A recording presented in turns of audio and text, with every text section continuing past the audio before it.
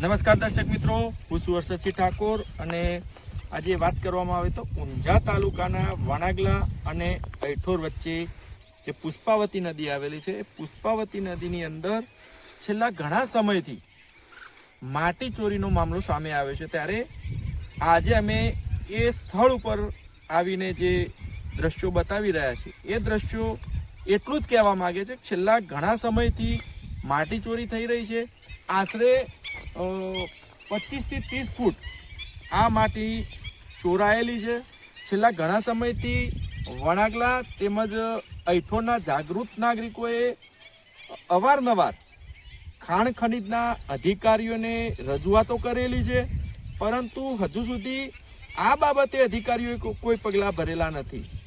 એનું સીધું એક જ કારણ હોઈ શકે કે જે ભૂમાફિયાઓ છે, જે ખનિજ માફિયાઓ છે, તેમની અને આ અધિકારીઓની મિલીભગતથી આ માટી ચોરી થઈ રહી હોય એવું અમને જાણવા મળી રહ્યું છે। કારણ કે છેલ્લા ઘણા સમયથી હજારો ટરબા અહીંયાથી માટી ચોરાઈ છે, હજારો ટરબા અહીંયાથી માટી ચોરાઈ અને ખાનગી જગ્યાઓ ઉપર પુરાણ થયેલું છે।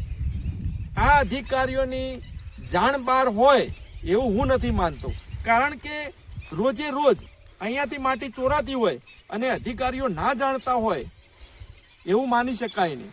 આજે પુષ્પાવતી નદીની અંદર જે માટી ચોરાઈ રહી છે એ સરકારી પડતર જમીન આવેલી છે અને આ સરકારી પડતર જમીનની અંદર ભૂમાફિયાઓ જે માટી ચોરી કરી રહ્યા છે તેમના ઉપર કાયદેસરની કાર્યવાહી કરવામાં આવે।